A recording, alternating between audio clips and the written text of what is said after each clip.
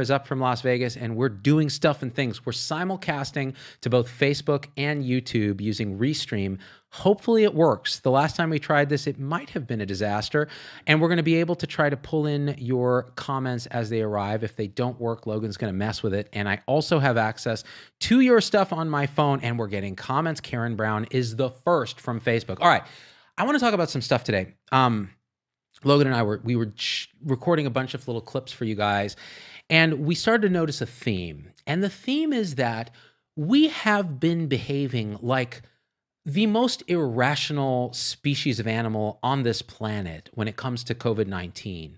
We have been fear-driven, politically driven, empathy-driven, and I'm going to talk about that, which I think is terrible. I hate empathy so much, Logan. I hate it. And the reason is what we're going to talk about.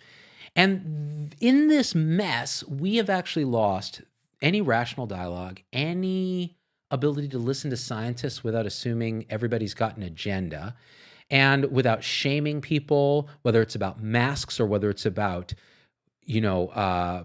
distancing or whether it's about what their beliefs are. We need to transcend that and look at the situation rationally without fear and empathy driving everything. And let's explain. So over the last few days, I've done a series of interviews that I think have really highlighted really good thinkers in the space on every political spectrum, but they're all looking for, what do we do? What's the answer to this problem of COVID-19? And they're all coming at it with really good intent, with really clear thinking, and open to opposing ideas.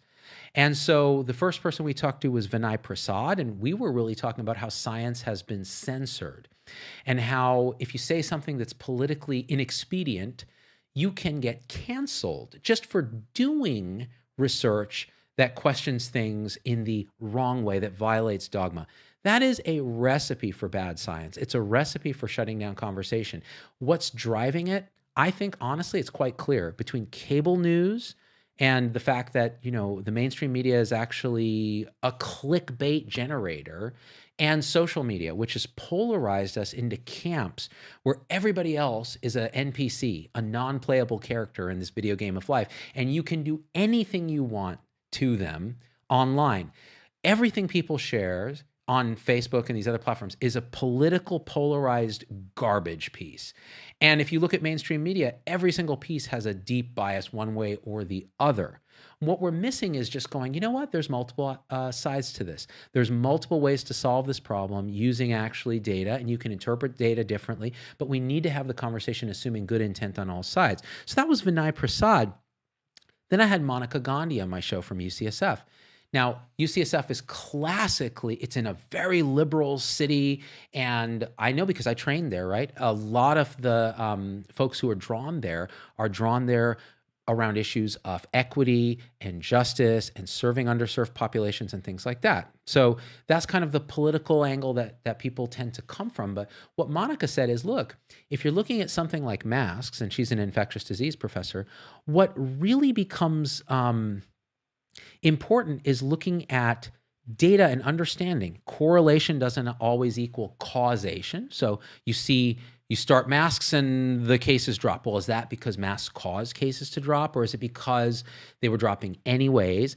And then you have to go, well, why would cases drop with masks? And go through, well, here's a theory, here's a hypothesis. Maybe the amount of virus you breathe in matters, not just to whether you get sick, but to how sick you get and whether you develop immunity.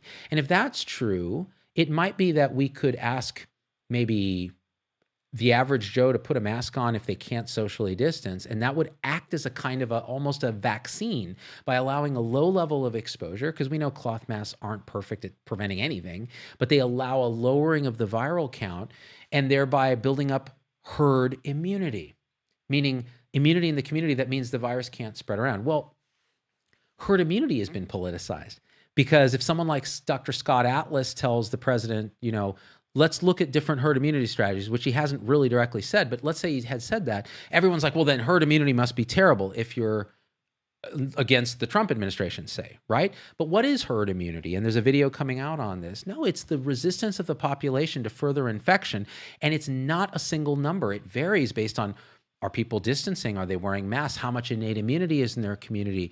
Is there a vaccine? Has this virus been seen before? And what we're seeing is the answer to that for COVID-19 is it's complicated. We don't know for sure, and it depends. It may be in New York City, we've already achieved something close to it, even at a low prevalence rate of 25% of the population being infected. But we don't know, and we need to discuss this openly.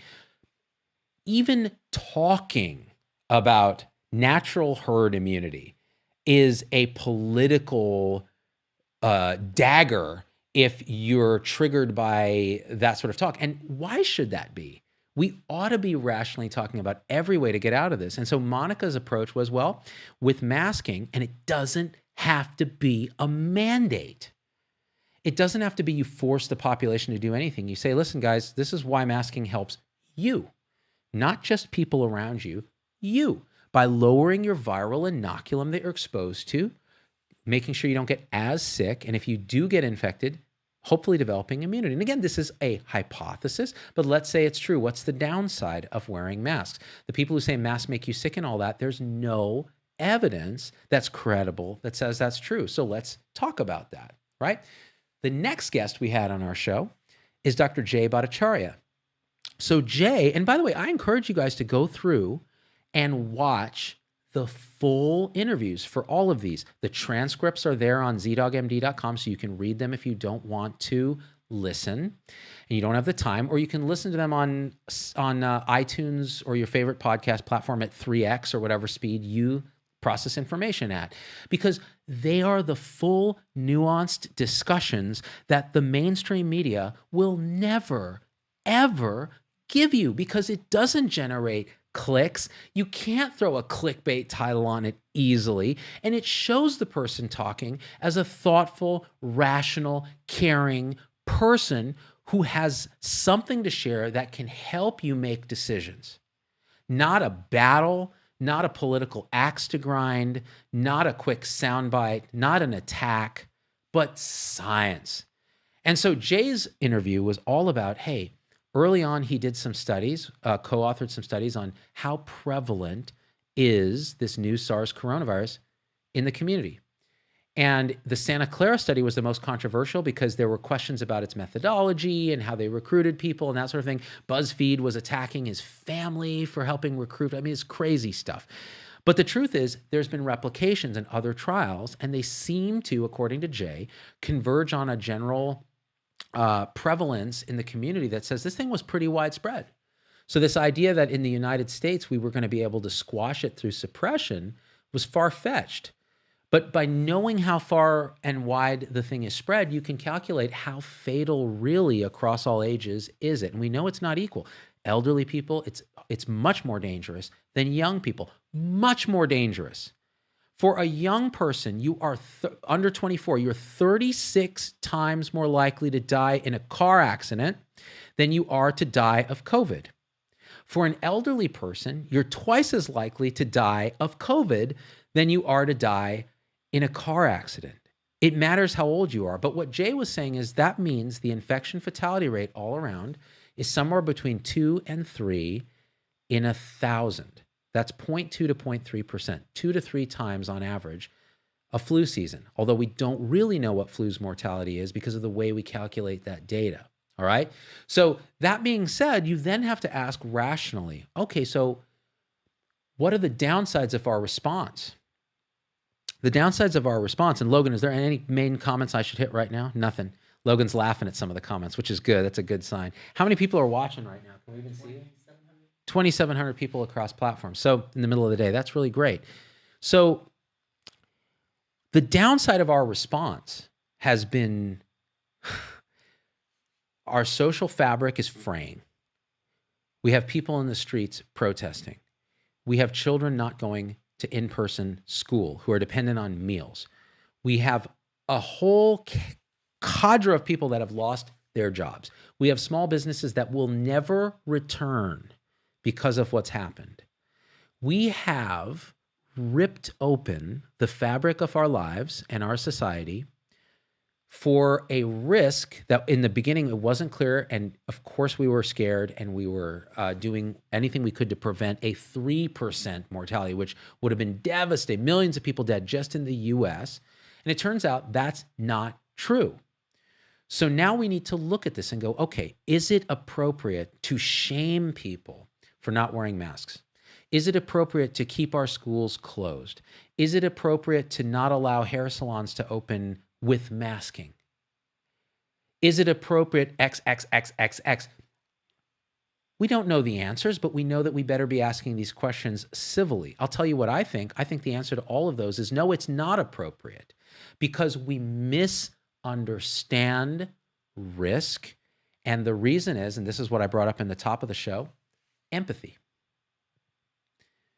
Empathy is feeling somebody else's pain or suffering as your own, feeling it.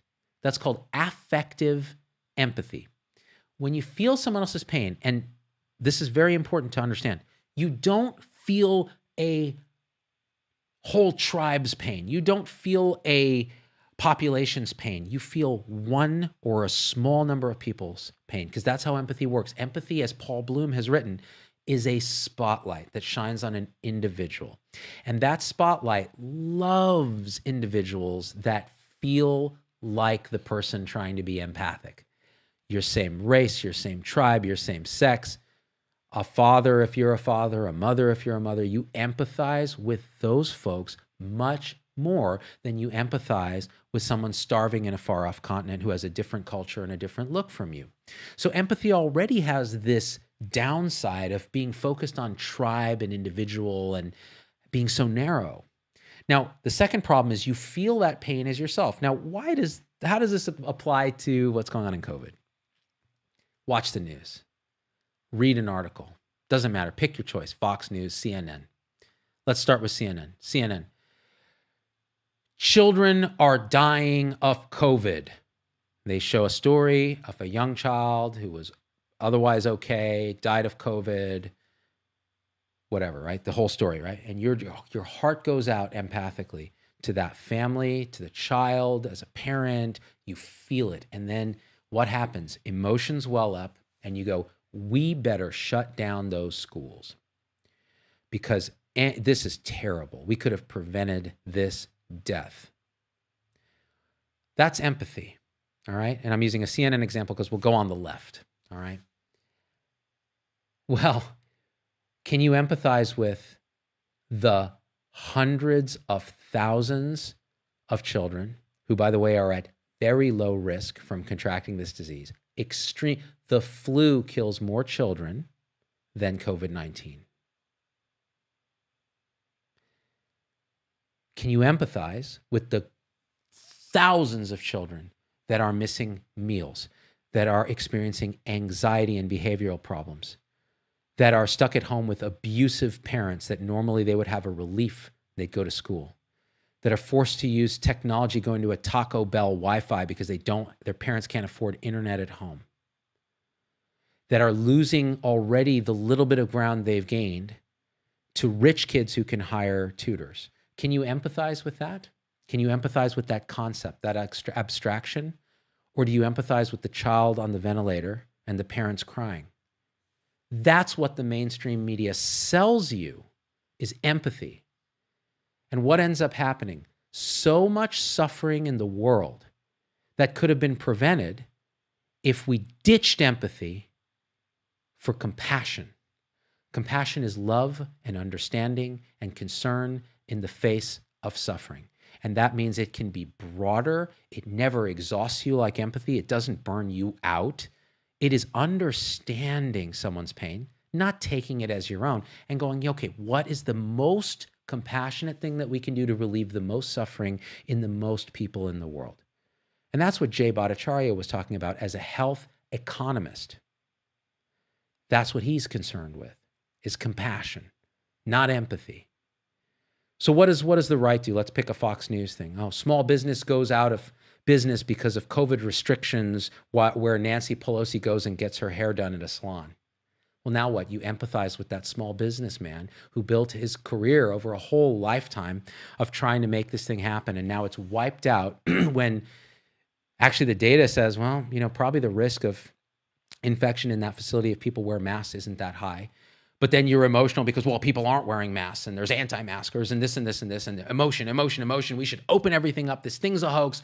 They're trying to destroy the economy so that Trump won't win. What's the compassionate answer? Yeah, small businesses are suffering.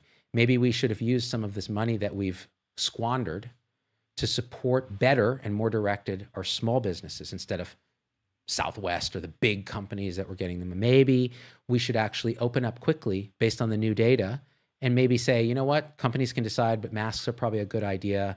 If only, even if it's just a placebo, if it gets us to open up and allows us to continue to save the economy, open things back up, get kids back to school, we ought to be doing it. And that is just the compassionate answer, right? And so empathy has been a poison. The mainstream media has been a poison. If you never opened your computer or watched TV, you would not be bothered by what's going on, would you? You would go about your life. You would modulate your risk based on seeing friends get sick and saying, you know what, I think maybe I'll distance, wash my hands. Maybe I'll throw a mask on because I know people that are sick, which means the community you're in has a higher rate of infection and it's appropriate, right? As opposed to some rural area that doesn't yet have it. We don't have these conversations. We're mean to each other. We open up social media. We share the most polarizing stuff. And there's no reason to do it except it makes us feel good. And our Uber lords at Facebook and YouTube and wherever realize that that's what generates ad revenue, is more clicks. I'm complicit. I make my living on social media because through ad revenue and supporter subscriptions, that's how I make my living. I see patients for free. I don't want the conflict of interest, right? I want to be able to say what I can. I don't want an employer telling me you're going to be fired if you say something. So I'm beholden to you. But why? Because you're addicted to social media. I mean, I sometimes don't sleep at night thinking about this. Do you know why? Because I'm a hypocrite. Because I don't use social media. I find it to be a poison. I don't use my personal Facebook account. People try to message me there and I'm like, delete. I don't use personal Instagram. I don't use any personal Twitter. I use it all to get my messages out and receive a butt ton of hate in return. And I'm a hypocrite because I'm telling you, hey, tune into this latest video on Facebook or YouTube and we're simulcasting right now and there's comments coming in and all right. And that's going to make me ad revenue so that I can pay all this and continue to bring this is the problem, guys. But it can be better if we all get woken up, if we wake up. I don't know, Logan. Should we take comments? What do you think? Are they just garbage? What's going on? Let me grab a few here. Well, what do you think? I've heard that it's a globalist conspiracy. Globalist conspiracy. That'd be YouTube, I bet. All fake. Everything. Heidi Ann says. Heidi Ann says we put the dick in addicted. I love the fans so much. Let me read a few.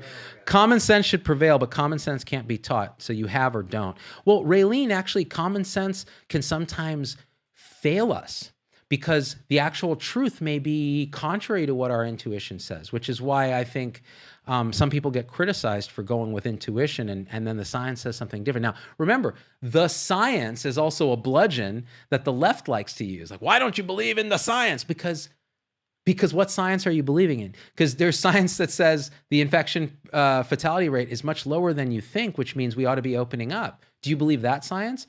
And you could ask the question. This was asked by Vinay Prasad. Okay, if you're going to study, do African-American doctors who take care of black children have less fatalities in that population than white doctors? And there was a paper that purported this. It was terribly designed using a broken data set. And he said, okay, let's just say that it was valid. What happens if you do that same research and you find the opposite? You find that, say, women who take care of patients kill more patients, which, by the way, the opposite has been suggested in research papers. Are you going to publish that in a climate where you would get canceled for saying something that isn't politically expedient? Why are we conflating politics and science? Now, I get it, because politics is how you work out disagreements in policy based on the scientific data. That's fine. But why are we taking the scientific data and censoring it based on our politics one way or the other? It's insane, you guys. It's not okay. Let's read some more comments here. Guys, this is great to see both YouTube and Facebook comments. YouTube's a little more lit. YouTube is lit, yeah. See, for example, Juliana on YouTube says, there's no infection. Now, Juliana, I'm going to tell you something right now. I'm going to tell you to your face. You are absolutely delusional. And this has nothing to do with empathy or compassion. As a physician, we see that this thing is a real thing. But here's where you're on to something. Compassion means that a doctor or a healthcare professional or a nurse who sees all the suffering on the front line can actually step back and see the bigger picture and go, okay, what I'm seeing is the sickest of the sick here in my hospital. What I'm seeing is a subset of people that are ill with this. What I'm not seeing is the suffering that the response is causing.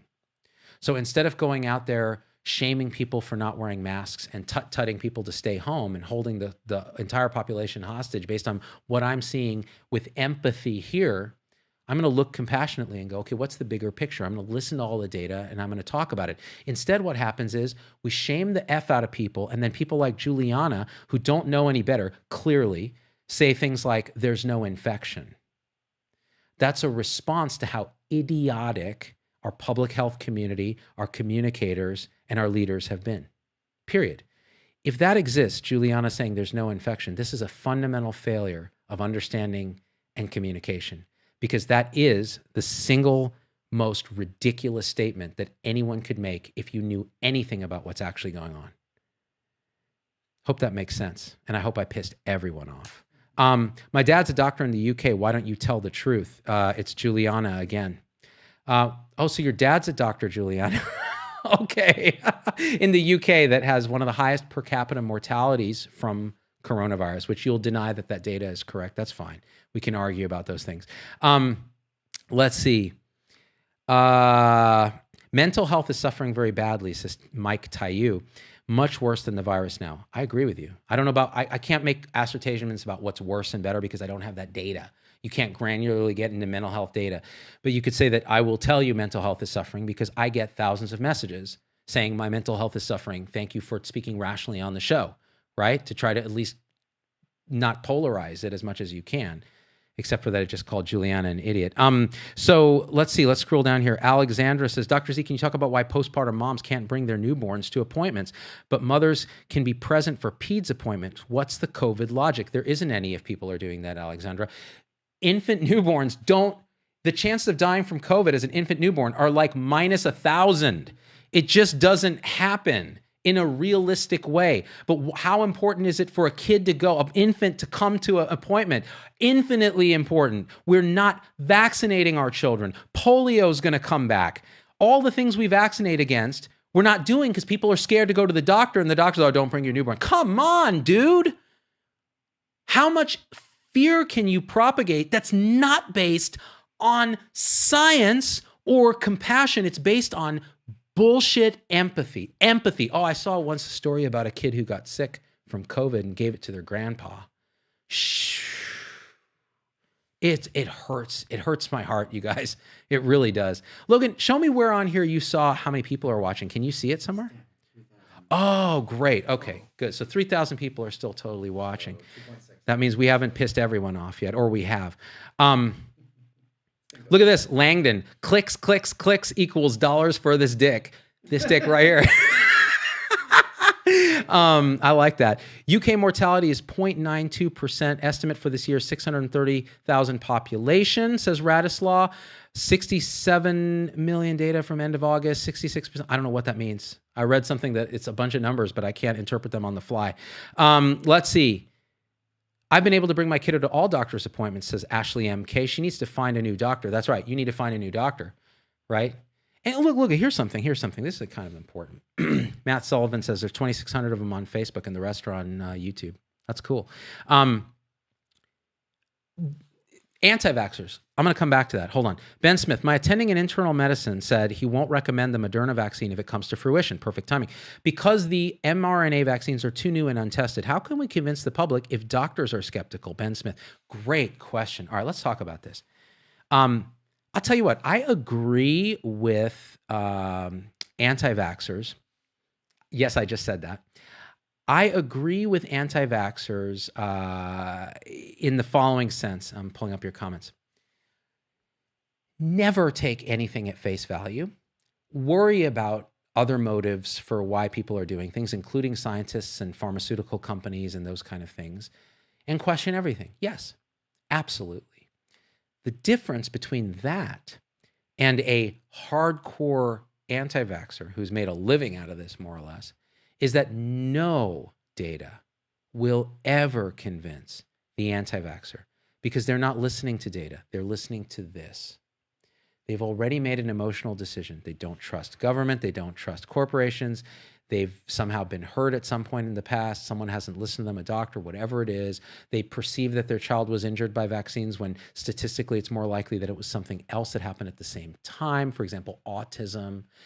And with all that, they now cannot be convinced, and no amount of data will do it. But time sometimes will, listening to what they're actually feeling, appreciating that and being compassionate to that. I have had many, many, many people message me and say, I hated you. You were an asshole. You condescended to us. And as you started to change a bit and be a little more open to why it is that we feel this way, I started listening and I decided I'm going to at least get one vaccination for my child, the one I feel is most important, whatever it is. And I want to thank you for being the one who helped me do that. And that single message for me undoes thousands of hateful, vile, poisonous messages in an instant. And the reason is it proves something, which is we're creatures of the heart with a little data thrown on. And if we recognize that, we can be understanding to each other and then become more data-driven, more rational.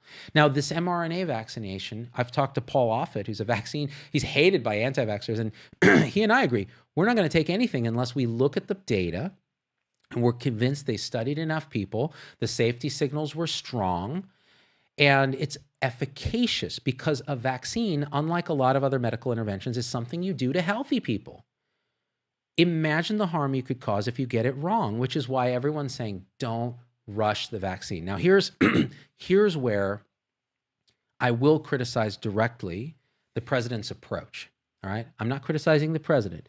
I'm criticizing the approach that they've chosen to take, which is, hey, guys, we will have a vaccine by the end of the year or by election day or by whatever it is. Now, what that does is it creates a valence of political charge around something that was a scientific pursuit. Let's look at the safety data, and when it's done and we're comfortable is when it's done and we're comfortable. We didn't put an arbitrary date on there. We didn't speculate. We just said, okay, this is what it is. And that's how you do it, because now what happens is the left goes, I'm not going to take that because it's a Trump vaccine. Like, look what Biden's saying. These are the things that need to happen, right? So this is the problem when you politicize this pursuit. It becomes, and the left does this too, right? I'm not just picking on Trump. So this is the problem, right? So now the whole vaccine thing is this crazy, 40% of Americans say they're not going to take it. It's like, well, now look what we've done. Now we've generated mistrust on other vaccines, which have been around for decades and have proven safety and efficacy. The truth is, this is my take on Moderna's vaccine. If I look at that phase 3 data and I talk to experts like Offit and Hotez, and they tell me, you know what, I'm going to go get it because of this, or I'm holding off because of this, I will bring that to you and I will be the first to either do or not do that vaccine publicly. All right? So there's that. I wish these clowns were paying me, but they're not. What do you think, Logan? You got any more there? Somebody asked if you could advise the president, what would you tell him? Course of action. Course of action for, so If you were Fauci right now, Z. What would I do? Okay, so Logan, since he doesn't have a mic, he basically, I just realized that. Oh, you can hear? Okay. What would I do if I was advising the president if I was Fauci? This is what I would say. I go, Donald, listen, bro, here's the thing. We need to, when we talk, actually display a little bit of nuance. So we need to say, you know what? This is hard. It's complicated. There's smart scientists that are working on it. They don't all agree. The data is unfolding, guys, Americans. But here's the thing. When the scientists are comfortable with a new vaccine, it's the most patriotic thing in the world for you to do to go get that vaccine, because you are going to protect not just yourself, but vulnerable people from the effects of this virus. And it's the vulnerable people that have a huge risk, and the unvulnerable, the younger people, that much less. So it's a way you can help your country open up, get past this. We celebrate reason and science when it really works. And I understand if you're scared to take it. We're going to go through that when we have more data. I'll be the first to tell you what the scientists are saying, and we'll go through it together. And this isn't a Democrat thing. It's not a Republican thing. This is an American thing that we need to figure out together. And that's what I would advise. And then you can use that bully pulpit of the presidency to actually foster some, less divisive stuff. Now, it's hard because this is not how politics works on either side. There are very few statesmen who do that or do it well. So I bet I'd be laughed right out of the office by Kushner. David Fayfield says that you'd be fired in 5 minutes. It's true. Sound like Aaron Burr right now. I sound like Aaron Burr. That's right. I'm just going whichever way the wind blows, man. Exactly. I want to be in the room when it happens, the room where it happens, the room where it happens. Marshall Kramer says, what are stars money? Stars is a thing you can do on Facebook where you send us a little tip. It's like a penny per star that we get, and we use it for drugs and hookers. It's an Illuminati thing, son. Andy Lloyd. Of course it is. All right. Logan, did we do a thing? We did a thing. I think... Also, my Facebook crashed. Your Facebook crashed, so I think that's a sign. We still have 3,000 people watching us, but I think we did a thing. Guys, so here's my final thing. Can we do the compassion thing? I mean, love in the face of suffering, assuming people have good intent, even when it's hard to make that assumption and you feel everything in your political heart is like, no, this guy's being bad. What if you just assume they're being good and they're doing the best they can and they're hamstrung by this and that and the other thing? And we search for truth. We listen to the different sides. We argue in a civil and non-condescending way as much as we can. And I'm not perfect at this, guys. You know this, but I'm trying. And I think if we try together, this thing will, Trump's always like, I think it's going to be gone. I think he'd be right if we just did that. Honestly, I really do, because we'll get it right. All right. I love you guys. This was fun for me. I don't know about you. Logan, was it fun for you? It was, but there's aluminum in the vaccine. There's aluminum. What can you do? All right, guys. I love you all so much. Stay woke, stay safe, stay... Frosty? I got the itis after lunch, man. I'll tell you. No diggity. All right. I love you. We are.